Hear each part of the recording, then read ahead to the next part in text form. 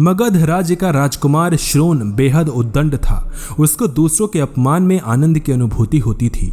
दूसरों को अपमानित करने में वह उम्र का ख्याल भी नहीं करता था। जब माता पिता उसकी हरकतों से बहुत परेशान हो गए तो उन्होंने अपने महल में भगवान बुद्ध को आमंत्रित किया। बुद्ध जब महल में आए तो उन्होंने राजकुमार के विषय में सभी बातें सुनी।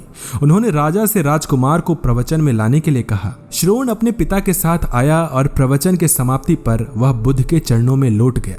बुद्ध के वचनों से प्रभावित होकर वह बौद्ध धर्म में दीक्षित हो गया। उसका जीवन पूर्णतः बदल गया।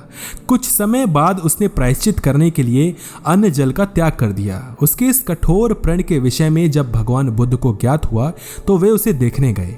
उन्होंने स्नेहपूर्वक उसके मस्तक पर हाथ रखा और बोले, श्रोण, अन्न जल के त्याग के चलते तुम्हारा स्वास्थ्य गिरता जा रहा है। तुम संगीत के जानकार हो, अतः उससे जुड़े मेरे एक प्रश्न का उत्तर दो। क्या वीणा के तार ढीले करने पर उससे स्वर लहर फूटती है? श्रोण ने जवाब दिया, नहीं भगवान। बुद्ध ने पुनः प्रश्न किया, तब तो तारों को खूब कसना पड़ता होगा? श्रोण बोला, नहीं, अधिक कसने से तार टूट सकते हैं।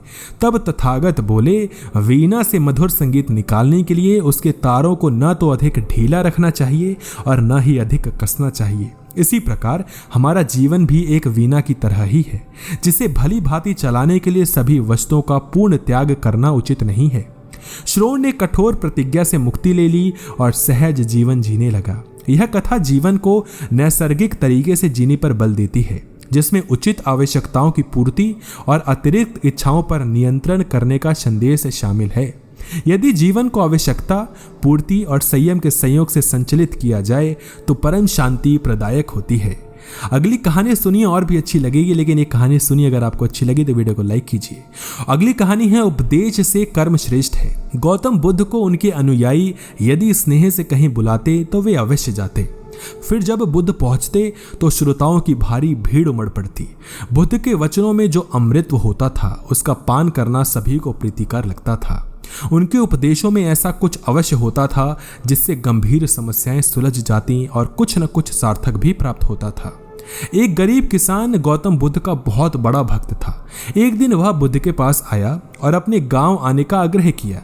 बुद्ध उसके गांव पहुंचे तो सारा गांव उन्हें देखने व सुनने के लिए उमड़ पड़ा, किंतु वह किसान नहीं आया।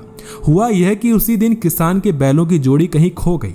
किसान इस दुविधा में रहा कि बुद्ध का प्रवचन सुने या अपने बैलों को खोजे। काफी सोचने के बाद उसने अपने बैलों को खोजने का निर्णय किया। घंटों भटकने के बाद बैल मिले। थका हारा किसान घर आया और भोजन करके सो गया। अगले दिन वह अति संकोच से क्षमा प्रार्थी बन बुद्ध के पास पहुंचा तो वे बड़े स्नेह से बोले, मेरी दृष्टि में यह किसान मेरा सच्चा अनुयायी है। इसने उपदेश से अधिक महत्व कर्म को दिया। यदि यह कल बैलों को न ढूंढते हुए उपदेश सुनता तो मेरी बातें इसको समझ में न आती, क्योंकि मन बैलों में अटका रहता। इसने कर्म को महत्व देकर प्रशंसनीय काम किया। सार यह है कि जब जहां जिस भूमिका में हो उसका ईमानदारी से आपको निर्वाह करना चाहिए। यही सच्ची आध्यात्मिकता होती है, क्योंकि प्रत्येक धर्म कर्म को ही सर्वोपरि महत्व देता है।